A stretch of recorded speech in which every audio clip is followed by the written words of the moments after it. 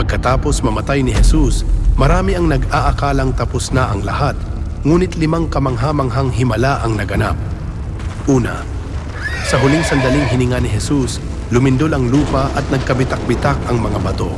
2, nabuksan ang mga libingan at maraming banal na namatay ang muling nabuhay. Pumasok sila sa banal na lungsod at nagpakita sa marami. 3, napunit ang tabing ng templo mula itaas hanggang sa ibaba. 4, mula tanghali hanggang alas 3 ng hapon, nagdilim ang buong lupain sa loob ng 3 oras.